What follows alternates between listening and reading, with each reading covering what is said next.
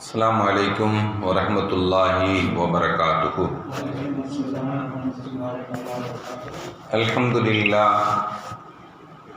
அல்ஹம்துலில்லாஹி ரப்பில் ஆலமீன். வஸ்ஸலாத்து வஸ்ஸலாமு அலா அஷ்ரஃபில் முர்சலீன் வ அலா ஆலிஹி வ ஸஹ்பிஹி அஜ்மஈன். அம்மா பஅத். ஃபகத் क़ால அல்லாஹு தஆலா ஃபில் குர்ஆனில் அதீம் والفرقان المجيد. أعوذ بالله من الشيطان الرجيم. بسم الله الرحمن الرحيم. ومن يخرج من بيته مهاجرا إلى الله ورسوله ثم يدركهم الموت فقد وقع أجره على الله. رب اشرح لي صدري ويسر لي أمري واحلل عقدة من لساني يفقهوا قولي. اللهم صل على سيدنا محمد اللهم صل عليه وسلم. கண்ணியத்திற்கும் மரியாதைக்கும் உரிய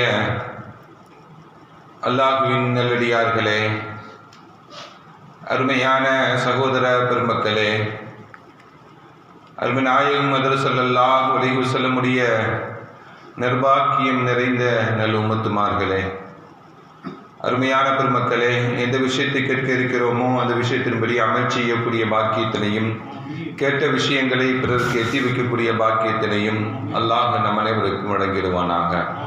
நம்முடைய வாழ்நாட்களை அல்லாஹ் ஆரோக்கியமான வாழ்நாட்களாக ஆக்கி தருவானாக. மருத்துவமனைகளுக்கு செல்லாத காலங்களாக ஆக்கி தருவானாக. மருத்துவமனை செலவினங்களிலிருந்து அல்லாஹ் நம் அனைவரையும் முழுமையான முறையில் பாதுகாப்பானாக. எல்லா விதமான ஆபத்துகள், விபத்துகள், பலாய் முசீபத்துகள், பரவக்கூடிய தொற்று நோய்கள், அனைத்து விதமான பாவ செயல்களிலிருந்தும் அல்லாஹ் நம் அனைவரையும் முழுமையான முறையில் பாதுகாத்து நிம்மதியான, அமைதியான, ராகத்தான, சந்தோஷமான, மகிழ்ச்சியான வாழ்க்கையை இந்த உலகத்திலும் நாளை மறு உலகத்திலும் அல்லாஹ் அளவில்லாமல் வழங்கிடுவானாக.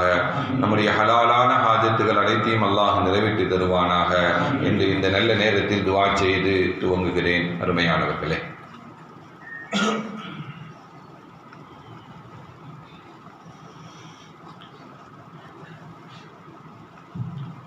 இந்த மனித சமுதாயத்திற்காக வேண்டி இறக்கப்பட்ட அல் குர்ஆன் பல்வேறு சட்டங்களை முன்னோர்கள் வாழ்ந்த வரலாறுகளை மனித வாழ்விற்கு தேவையான வழிகாட்டுதல்களை அல் குர்ஆன் நமக்கு தருகிறது. அந்த அல் குர்ஆனை அல்லாஹு ஜல்ல ஷானஹு வ தஆலா 23 ஆண்டுகளாக கொஞ்சம் கொஞ்சமாக காலத்திற்கு தேவையான நிலையில் அல்லாஹ் குர்ஆனை இறக்கி வைத்தான். ஸல்லல்லாஹு அலைஹி வஸல்லம் அவர்கள் நுபுவத்திற்கு பிறகு 23 ஆண்டுகள் இந்த உலகத்தில் வாழ்ந்தார்கள். அதில் 13 ஆண்டுகள் மக்காவிலும் 10 ஆண்டுகள் மதினாவிலும். இந்த 23 ஆண்டுகள் தான் குர்ஆன் இறக்கப்பட்ட காலங்கள். ஜிப்ரீல் அலைஹிஸ்ஸலாத்து வஸ்ஸலாம் அவர்கள் இந்த உம்மத்தினுடைய தொடர்பாக இந்த குர்ஆனை அல்லாஹ் இறக்கி வைத்ததன் மூலமாக இந்த உம்மத்திற்கு தொடர்பை ஜிப்ரீல் அலைஹிஸ்ஸலாம் அவர்கள் இந்த குர்ஆன் மூலமாக பெற்றார்கள். மக்காவில் இருக்கக்கூடிய வரை ஸல்லல்லாஹு அலைஹி வஸல்லம் நுபுவத்திற்கு பிறகு 13 ஆண்டு காலங்கள் வாழ்ந்தார்கள் அல்லவா? அந்த 13 ஆண்டு காலங்கள் வாழக்கூடிய சமயங்களில் இறக்கப்பட்ட குர்ஆன் வசனங்கள் அனைத்தும் அந்த மக்களுடைய உள்ளங்களை பண்படுத்தக்கூடிய வசனங்களாக அல்லாஹ் இறக்கி வைத்தான். எந்த சட்டத்திட்டங்கள் கொண்ட வசனங்களை அல்லாஹ் மக்காவில் இறக்கல. எல்லா விதமான சட்டத்திட்டங்களும் ஸல்லல்லாஹு அலைஹி வஸல்லம் மதீனாவுக்கு வந்த பிறகுதான் அந்த 10 ஆண்டு காலங்களில் தான் எல்லா சட்டங்களும் கடமையாக்கப்பட்டன. 13 ஆண்டுகள் அந்த முஸ்லிம்களாக வாழ்ந்த அந்த மக்களுக்கு இந்த குர்ஆன் அவருடைய உள்ளங்களை பண்படுத்தக்கூடிய வசனங்களாக அல்லாஹ் இறக்கி வைத்து நல்ல உள்ளம் உள்ளவர்களாக, நல்ல எண்ணம் உள்ளவர்களாக, அல்லாஹ் மீது மிக நம்பிக்கையுடைய மக்களாக மாற்றிய வசனங்கள் தான் மக்காவில் இறக்கப்பட்ட வசனங்கள் தான். மதீனாவுக்கு ஸல்லல்லாஹு அலைஹி வஸல்லம் அவர்கள் சென்ற பிறகுதான் தொழுகை கடமையாக்கப்பட்ட வசனம் இறக்கப்பட்டது, தொழுகை கடமையாக்கப்பட்டது, ஜகாத் கடமையாக்கப்பட்டது, ஜிஹாத் கடமையாக்கப்பட்டது, ஹஜ்ஜி கடமையாக்கப்பட்டது.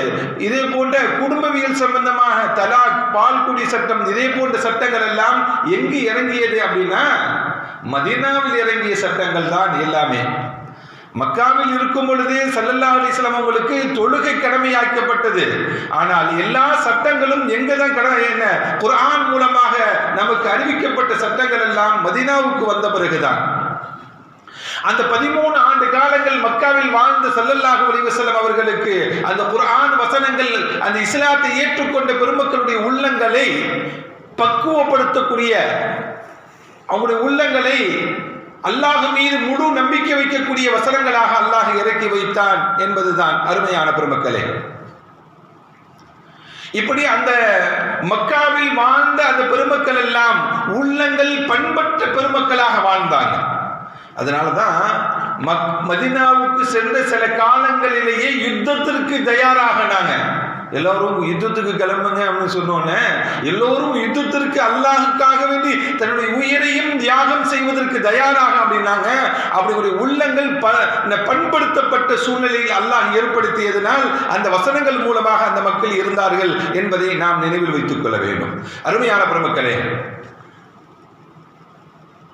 ஸல்லல்லாஹு அலைஹி வஸல்லம் காலத்தில் தபூக் அப்படிங்கிற ஒரு யுத்தம் நடந்தது.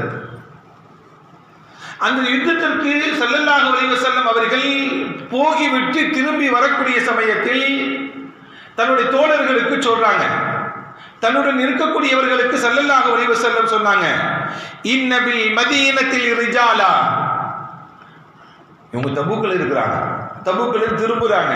இந்த மக்கள்கிட்ட சொன்னாங்க ஸல்லல்லாஹு அலைஹி வஸல்லம், இன்ன பில் மதீனத்தில் ரிஜாலா, மதீனாவில் சில நபர்கள் இருக்கிறார்கள், மாசருத்தும் மசீரா, நீங்கள் இந்த யுத்தத்திற்காக வேண்டி, தபூக்குக்காக வேண்டி நீங்க கடந்து வந்த பாதை, வலா கத்அத்தும் வாதியா, நீங்கள் தாண்டி வந்த கணவாய்கள், இந்த இடங்களில் எல்லாம் இல்லா கானு மஅக்கும், அவர்கள் உங்களுடன் இருந்தார்கள். அவர்கள் தான் சொல்றாங்க, மதீனாவில் அவங்க இருக்கிறாங்க, ஆனா நீங்கள் கடந்து வந்த பாதைகள் எல்லாம், நீங்கள் தாண்டி வந்த இந்த கணவாய்களுக்கெல்லாம் அவர்கள் உங்களுடைய உங்களுடன் சேர்ந்து இருந்தாங்க அப்படின்னு சொல்லி ஸல்லல்லாஹு அலைஹி வஸல்லம் ஒரு செய்தியை சொல்றாங்க. ஏன் அவங்க வரல? ஹபிஸஹுமுல் மரீத், அவருடைய உள்ளங்கள், அவருடைய உடல் நோய்வாய்ப்பட்டதனால் அவர்களால் அந்த யுத்தத்தில் கலந்துக்க முடியல. ஸல்லல்லாஹு அலைஹி வஸல்லம் இந்த ஹதீஸின் மூலமாக நமக்கு என்ன சொல்லி தர்றாங்க அப்படின்னா, அவர்கள் இந்த யுத்தத்தில் கலந்து கொள்ள வேண்டும் என்ற எண்ணம் இருக்கிறது,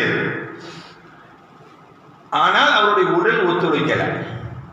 அவர்கள் கலந்து கொள்ள முடியாத சூழ்நிலை ஏற்பட்டு விட்டது. அவர்கள் உடல் அங்க இருந்தாலும் அவருடைய உள்ளங்கள் எல்லாம் எங்க இருக்கு? நம்முடன் சேர்ந்துதான் இருக்கு. நாம் எந்த கடந்து வந்த பாதை, அந்த உள்ளங்கள் எல்லாம் அவர்கள் நம்முடன் சேர்ந்து இருந்தாங்க. எந்த கணவாய்களை நாம் தாண்டி வந்தோமோ அந்த சமயத்திலும் அவருடைய உள்ளங்கள் எல்லாம் நம்முடன் தான் இருந்தது என்று நபிகள் நாயகம் ஸல்லல்லாஹு அலைஹி வஸல்லம் சொல்லிட்டு, இல்லா ஷரகுகும் ஃபில் அஜர், உங்களுக்கு என்ன நன்மைகள் கொடுக்கப்பட்டதோ அந்த நன்மைகள் அவர்களுக்கும் கொடுக்கப்படும் என்று சொன்னாங்க ஸல்லல்லாஹு அலைஹி வஸல்லம். அப்படின்னா நல்ல எண்ணங்கள் வைத்தாங்க, ஆனால் அவர்களால் அதை செயல்படுத்த முடியல. அப்படின்னா அந்த நல்ல எண்ணம் வைத்தாலே அந்த நல்ல எண்ணத்திற்கு அல்லாஹ் நற்கூலிகளை கொடுக்கிறான் என்பதை தான் நபிகள் நாயகம் ஸல்லல்லாஹு அலைஹி வஸல்லம் சொல்றாங்க. பத்ர் யுத்தம் இஸ்லாத்தில் மிக முக்கியமான யுத்தம். பத்ர் சஹாபாக்களை பற்றி நபிகள் நாயகம் ஸல்லல்லாஹு அலைஹி வஸல்லம் சொல்லுவாங்க, அவருடைய முன்பின் பாவங்கள் எல்லாம் மன்னிக்கப்பட்டு விட்டன. பத்ர் சஹாபாவுடைய பாவங்கள் எல்லாம், அவருடைய முன்பின் பாவங்கள் எல்லாம் மன்னிக்கப்பட்டவர்கள் அவர்கள். ஸல்லல்லாஹு அலைஹி வஸல்லம் சொன்னாங்க, அன்தும் துலகா, பத்ர் யுத்தத்தில் கலந்து கொண்ட என் அருமை தோழர்களே, நீங்கள் நரகத்தை விட்டும் விடுதலை பெற்றவர்கள். நீங்கள் எல்லாம் நரகத்தை விட்டும் விடுதலை பெற்றவர்கள். உங்களுடைய முன்பின் பாவங்கள் எல்லாம் மன்னிக்கப்பட்டு விட்டன என்று நபிகள் நாயகம் ஸல்லல்லாஹு அலைஹி வஸல்லம் பத்ர் யுத்தத்தில் கலந்து கொண்ட சஹாபாக்களுடைய உயர்வை பற்றி சொல்வாங்க. அந்த பத்ர் யுத்தத்தில் மிக முக்கியமான ஒரு சஹாபி கலந்து கொள்ளல. ஸின்னூரைன் என்று சொல்லக்கூடிய உஸ்மான் ரலியல்லாஹு தஆலா அவங்க இந்த யுத்தத்தில் கலந்துக்கல. ஆனால் பத்ர் யுத்தத்தில் கலந்து கொண்டவருடைய பட்டியலில் இன்னும் உஸ்மானுடைய பெயர் உள்ளது. பத்ர் யுத்தத்தில் உஸ்மான் ரலியல்லாஹு தஆலா கலந்து கொள்ளவில்லை.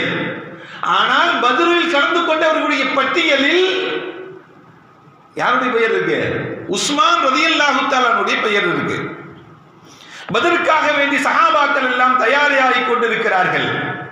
எல்லாருமே கிளம்புவதற்கு தயாராகக்கூடிய சமயத்தில் உஸ்மான் ரலியல்லாஹு தஆலா அவங்க அழுது கொண்டே ஸல்லல்லாஹு அலைஹி வஸல்லம் வர்றாங்க.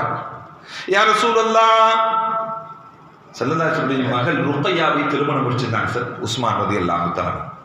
யா ரசூலல்லாஹ், உங்கள் அருமை மகளுக்கு கடுமையான உடல் நலம் பாதிக்கப்பட்டிருக்கிறது.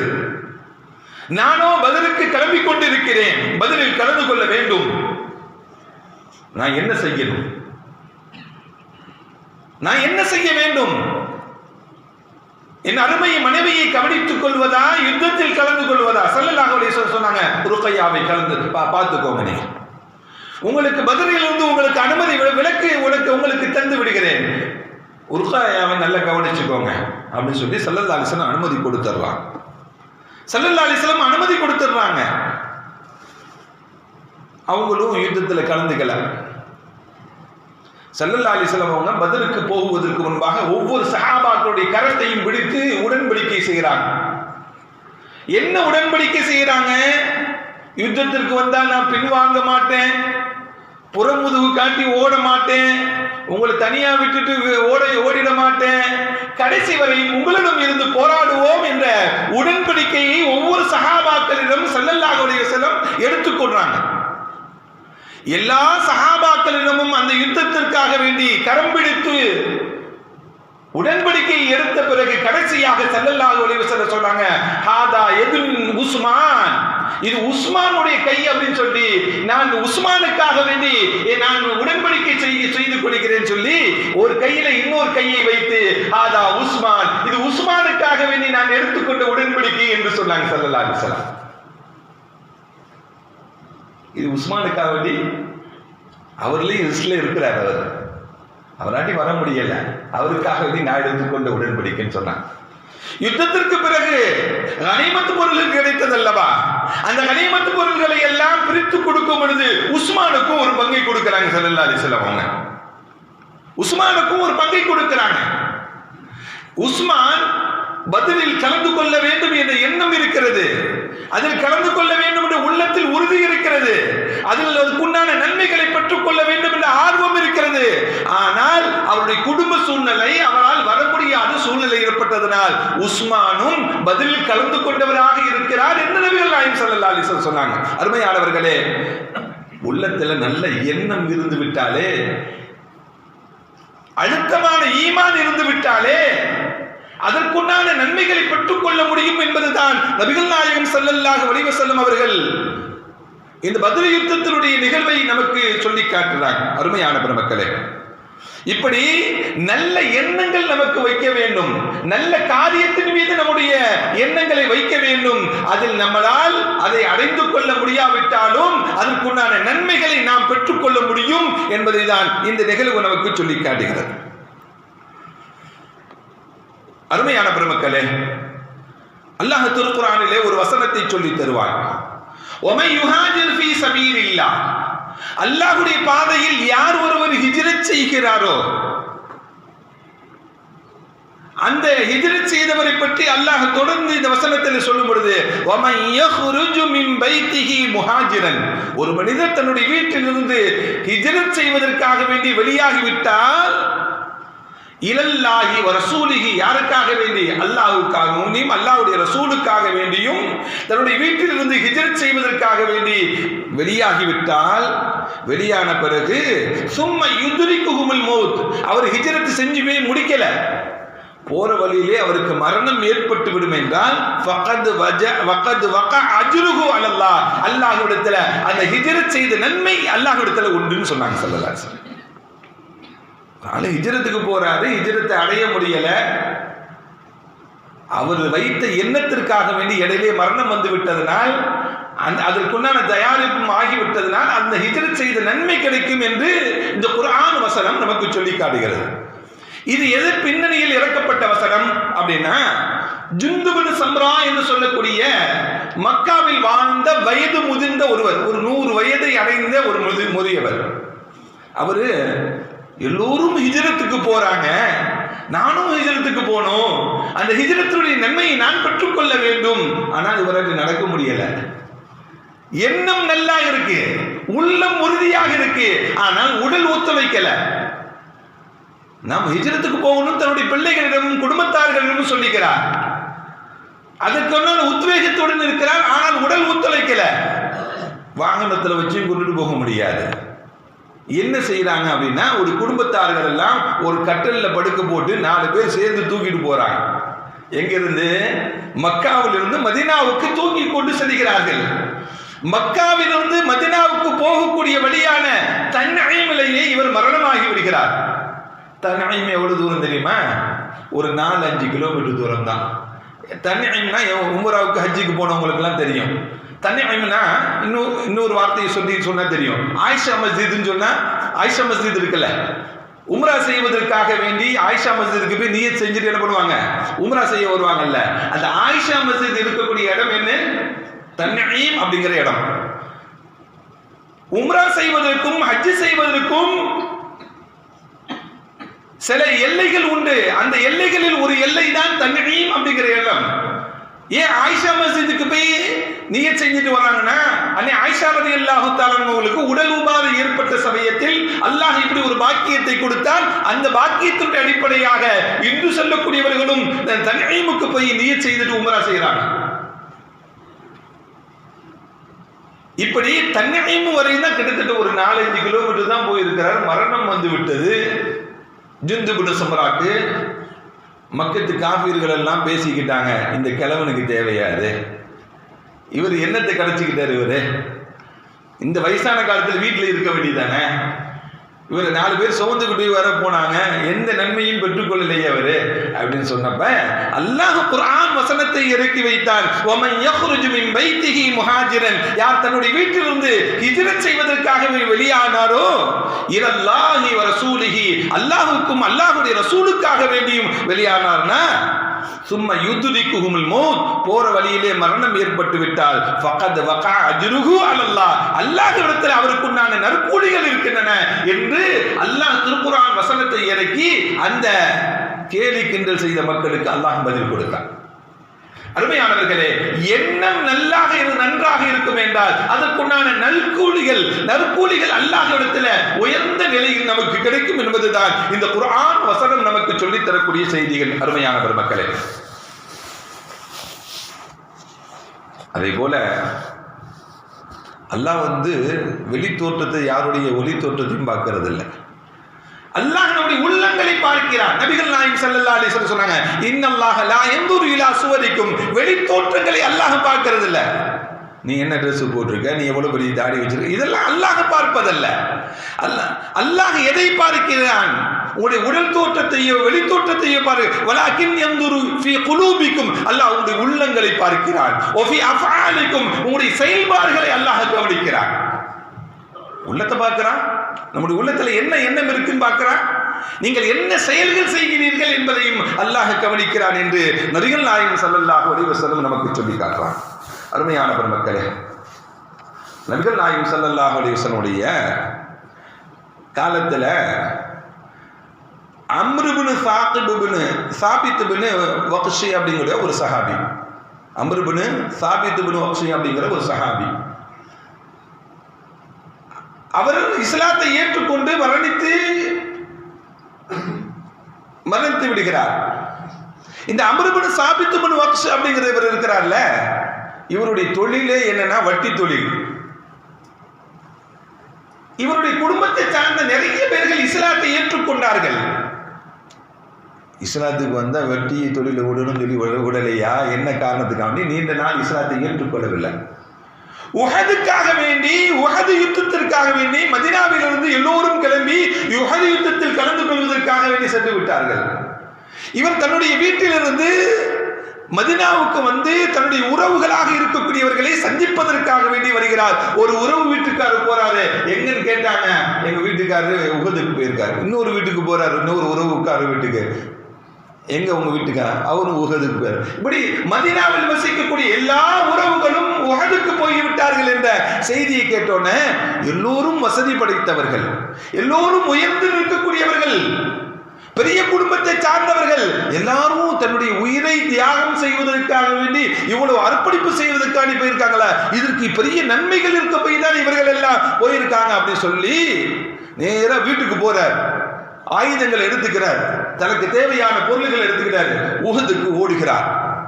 ஓடி யுத்தத்தில் கலந்து கொள்கிறார், முஸ்லிம்களுடன் சேர்ந்து கலந்து கொள்கிறார். எதிரிகளால் வெட்டப்பட்டு சாய்க்கப்பட்டு கிடக்கிறார். உஹது நடந்து முடிக்கிறது.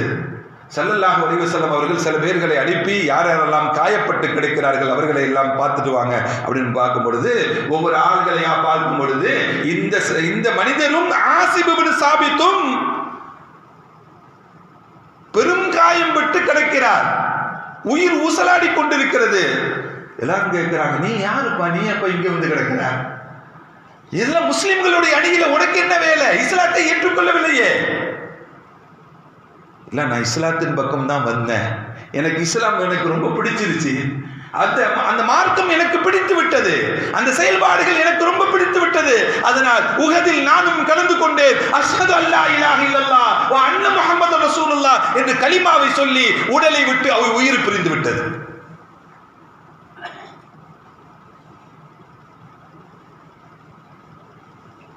உஹதுல கலிமா சொல்லாம உஹதுல கலந்து மரண தருவாயை அடையும் பொழுது கலிமா சொல்லி மௌத்தாகிறார் அந்த மனிதர்.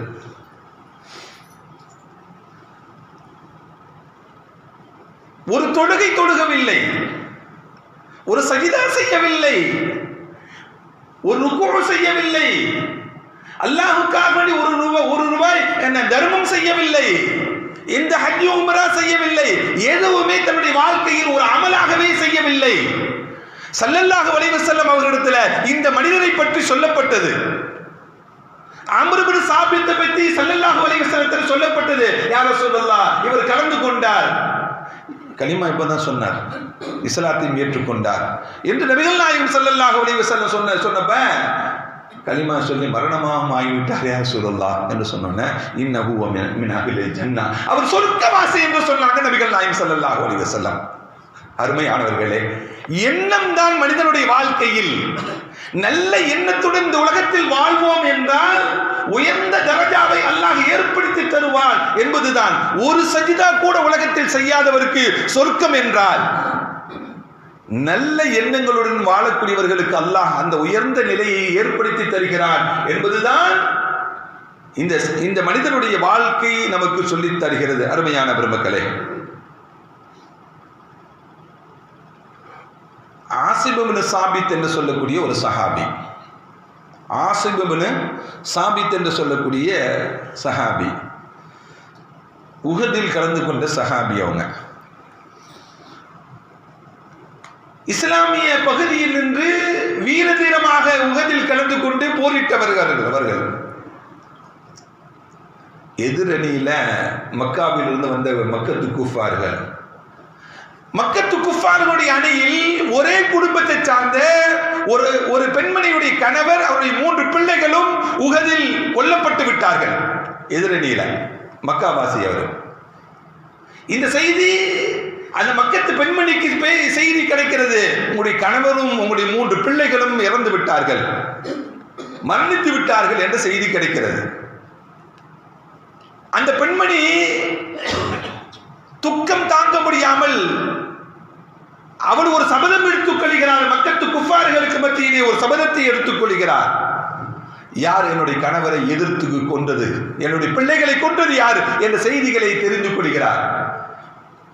உங்களுடைய பிள்ளையும் உங்களுடைய கணவரையும் ஆசிம் இப்னு சாபித் தான் எதிர்க்க நின்று கொலை செய்தார் அப்படிங்கிற செய்தியை கிடைச்சோன்னே அந்த பெண்மணி ஒரு சபதம் எடுத்துக் கொள்கிறார். ஆசிம் இப்னு சாபித்துடைய தலையை நான் எடுப்பேன். யார் அவருடைய தலையை எடுத்துக் கொண்டு வருகிறாரோ அவருக்கு என்னுடைய சொத்து முழுவதையும் நான் எழுதி வைப்பேன். அவருடைய தலையை எடுத்து தலை ஓட்டில் மதுபானத்தை ஊற்றி நான் குடிப்பேன். இது என்னுடைய சபதம். இது என்னுடைய சபதத்துக்கு யாரெல்லாம் கட்டுப்பட்டு வருகிறார்களோ, யார் இதை செய்கிறார்களோ அவர்களுக்கு என்னுடைய முழு பொருளாதாரத்தையும் எழுதி வைக்கிறேன் என்று மக்கத்து வீதியிலே கூச்சலிடுகிறார். இந்த செய்தி ஆசிம் இப்னு சாபித் ரலியல்லாஹு தஆலா அவங்களுக்கும் மதீனாவில் இருக்கக்கூடிய அவங்களுக்கும் இந்த செய்தி கிடைக்குது. ஆசிம் இப்னு சாபித் ரலியல்லாஹு தஆலா அவங்க அல்லாஹ்விடத்துல துஆ செஞ்சுக்கிறாங்க. யா அல்லாஹ், என்னுடைய வாழ்க்கையில் இனிமேல் எந்த காஃபிரையும் நான் தொட மாட்டேன். எந்த காஃபிரும் என்னை தொட்டு விடக்கூடாது யா அல்லாஹ். இது உன்னிடம் நான் செய்யக்கூடிய உடன்படிக்கை என்று அல்லாஹ்விடம் பிரார்த்தனை சொல்லி செய்து கொள்கிறார் ஆசிம் இப்னு சாபித் ரலியல்லாஹு தஆலா. எந்த காஃபிரையும் நான் என்ன பண்ண மாட்டேன், தொட மாட்டேன். எந்த காஃபிர்களும் என்னை தொடக்கூடாது என்று ஒரு சபதம் எடுத்துக் கொள்கிறார், துஆ செய்து கொள்கிறார் அல்லாஹ்விடத்தில். காலங்கள் ஓடுகின்றன. மதீனாவுக்கு வெளிப்புறத்திலிருந்து ஒரு கூட்டத்தார்கள் ரசூலுல்லாஹி ஸல்லல்லாஹு அலைஹி வஸல்லம் வர்றாங்க. இஸ்லாத்தை ஏற்றுக்கொண்டவர்கள் போல ஒரு கூட்டம் வருகிறார்கள். எங்கள் பகுதியில் நிறைய இஸ்லாமியர்கள் வசிக்கிறார்கள், அவர்களை மார்க்கத்தை சொல்லிக் கொடுக்க வேண்டும், இஸ்லாமிய சட்டத்திட்டங்களை சொல்லிக் கொடுக்க வேண்டும், எங்கள் பகுதிக்கு ஒரு குழுவை அனுப்பி வையுங்கள் என்று ஸல்லல்லாஹு அலைஹி வஸல்லம் ஒரு குழுவினர் வந்து கேட்கிறாங்க. ஸல்லல்லாஹு அலைஹி வஸல்லம் அவங்க ஆசிம் இப்னு சாபித் ரலியல்லாஹு தஆலா தலைமையில் ஒரு 6 நபர்களை அனுப்பி வைக்கிறாங்க. அவங்களும் வந்த கூட்டத்தார்களோடு இந்த 6 சஹாபாக்களும் போறாங்க மார்க்கத்தை எடுத்துச் சொல்வதற்காக.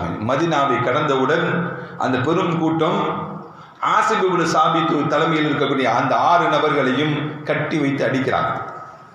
நாங்கள் எங்களுக்கு மார்க்கத்தை சொல்லி கொடுக்கறதுக்கெல்லாம் உங்களை கூட்டுட்டு போல, உங்களை வித்து காசாக்கிடலாம்னு முடிவு பண்ணியிருக்கோம் அப்படின்னா. ஆசிமுடைய தலைக்கு பெரும் பொருளாதாரம் இருக்கிறது. அந்த பெண்மணி தன்னுடைய சொத்தையே எழுதி வைக்கிறேன் என்று அறிவிப்பு செய்திருக்கிறார். நான் உங்களை விட்டு மதீனாவில் மக்காவில் போய் உங்களுக்கு வித்துட்டு நாங்கள் காசை வாங்கிட்டு நாங்கள் என்ஜாய் பண்ணலான்னு இருக்கோம், நாங்கள் மார்க்கத்தை பின்பற்றலாம் வரலன்னு சொல்லி அந்த முனாஃபிக் கூட்டம் ஒரு முடிவுக்கு வர்றாங்க. ஆசிம் இப்னு சாபித் ரலியல்லாஹு தஆலா அவங்க ஒரு காஃபிரான பெண்மணிக்கு கீழே நான் வாழ்வதற்கு நான் போக மாட்டேன். காஃபிர்களுக்கு கீழே வாழ்வதற்கு என்னை விலைக்கு வித்தா நான் அதுக்கு பின்னாடி நான் வர மாட்டேன். போராடுறாங்க. சண்டை நடக்குது. அந்த 6 பேர்களுக்கும் பெரும் கூட்டத்துக்கு மத்தியில் கிட்டத்தட்ட ஒரு 100 பேர் ஒரு சண்டை நடக்குது. அந்த சண்டையில் ஆசிம் இப்னு சாபித் ரலியல்லாஹு தஆலா கொலை செய்யப்பட்டாங்க, ஷஹீதாக்கப்பட்டாங்க. ஆசிம் இப்னு சாபித் கொலை செய்யப்பட்டு ஷஹீதாக்கப்பட்டு கீழே கிடக்கக்கூடிய அந்த உடலை கீழே சாய்த்து விட்டு மக்காவுக்கு செய்தி அனுப்புறாங்க. ஆசிம் இப்னு சாபித்துடைய உடல் எங்களுடைய கையில் இருக்குது, அவரை கொலை செய்து விட்டோம், நாங்கள் எங்களுக்கு தர வேண்டிய சன்மானங்களை கொடுத்து விட்டு ஆசிம் இப்னு சாபித்துடைய உடலை எடுத்துச் செல்லுங்கள் செய்தி கொடுக்கிறாங்க. அங்கேட்டு ஒரு கூட்டம் நகைகளையும் பொருள்களையும் அள்ளி கொண்டு வர்றாங்க. ஆசிம் இப்னு சாபித்துடைய தலையை கொண்டு போவதற்காக வேண்டி வர்றாங்க. வந்தவர்கள் ஆசிம் இப்னு சாபித் எங்க உடல் எங்கன்னு அங்க இருக்கு, போனா பக்கத்திலேயே நெருங்க முடியல. அவர்களை சுற்றி பெரும் தேனி கூட்டங்கள், அவர்களை நெருங்கவே முடியல. பக்கத்துல போன போய் கொத்துது, கொடிக்குது. உழு கொடுமையா இருக்குன்னு சொல்லிட்டு இரவு நேரம் என்ன பண்ணுவோம், நல்ல தீப்பந்தங்களை உருவாக்கிக்கிட்டு என்ன பண்ணலாம், உடலை தூக்கிட்டு போயிடலான்னு முடிவு பண்றாங்க. இரவு நேரம் ஆரம்பிச்சா கடுமையான மழை ஏற்பட்டது. கடுமையான மழை, புயல் காற்று வீசுகிறது, மனிதனே நிற்க முடியலை, தூக்கிட்டு போகுது. எல்லா இடத்துலையும் பார்க்கிறோம்ல புயல் காற்றுகளை. கடும் சேதாரங்கள் ஏற்படுத்துவதை எல்லாம் பார்க்கிறோம் அல்லவா? அதே போல கடும் புயல் காற்று வீசுகிறது, கடுமையான மழை பொழிகிறது. சரி, காலையில பார்த்துக்கலாம்னு சொல்லி அந்த கூட்டத்தார்கள் காலையில போய் பாருங்க, உடலை காணும், காத்தோடு காத்து தூக்கிட்டு போயிடுச்சு உடல். அவர்கள் துவா செய்தார்கள் மரணிக்கும் பொழுது, அவர்கள் துவா செய்தார்கள் தான் மரணிக்கும் பொழுது. என்ன துவா செஞ்சாங்க அப்படின்னா, யாருடைய காஃபிருடைய கையிலையும் என்னுடைய உடல் கிடைத்து விடக்கூடாது அல்லாஹ் அப்படின்னு துவா செஞ்சுட்டு மரணிக்கிறான். அல்லாஹ் அதை செயல்படுத்தி கொடுக்கிறான். உடல் எங்கதான் வரலாற்றில் எழுதுவார்கள். ஆசிப் இப்னு சாபித் ரலியல்லாஹு தஆலா அவர்களுடைய அவர்களை பற்றி எழுதுவாங்க. எல்லா சஹாபாக்களுடைய அடக்க ஸ்தலங்களும் ஒவ்வொரு ஊரில் இருக்கின்றன. ஒவ்வொரு சஹாபாக்களுடைய அடக்க ஸ்தலங்களும் ஒவ்வொரு ஊர்களில் இருக்கின்றன. அபூ அய்யூப் அல் அன்சாரி ரலியல்லாஹு தஆலா வாங்க ஸல்லல்லாஹு அலைஹி வஸல்லம் மதீனாவுக்கு வந்த பொழுது அபூ அய்யூப் அல் அன்சாரியுடைய வீட்டில் தான் ஸல்லல்லாஹு அலைஹி வஸல்லம் தங்கினாங்க. அந்த அபூ அய்யூப் அல் அன்சாரியுடைய அடக்க ஸ்தலம் துருக்கியில் இஸ்தான்புல்ல இருக்கு. இப்படி ஒவ்வொரு ஊர்களிலும் சஹாபாக்கள் அடக்கப்பட்டு அடையாளம் இருக்கிறது. ஆசிப் இப்னு சாபித் எங்கு அடக்கப்பட்டார்கள் என்ற வரலாறு இல்லை, எங்குமே இல்லை. வரலாற்றில் ஆசிப் இப்னு சாபித்தை பற்றி எழுதுறாங்க. நாம் இறந்து போனா நம்முடன் சேர்ந்தவர்கள் குளிப்பாட்டுவாங்க, கஃனிடுவாங்க, நம்மளுக்கு அடக்கம் செய்துட்டு வருவாங்க. ஆசிப் இப்னு சாபித் அவருடைய துஆவின் காரணமாக, அவருடைய பிரார்த்தனையின் காரணமாக, அவருடைய அழுத்தமான ஈமானின் காரணமாக, அவருடைய நல்ல எண்ணத்தின் காரணமாக அல்லாஹ் அவருடைய உடலை மலக்குமார்களை வைத்து குளிப்பாட்டி, மலக்குமார்களை வைத்து கஃனிட்டு, மலக்குமார்கள் மூலமாக இந்த உலகத்தில் ஒரு மனிதர் அடக்கப்பட்டார் என்றால் ஆசிப் இப்னு சாபித் ரலியல்லாஹு தஆலா அவங்கதான்.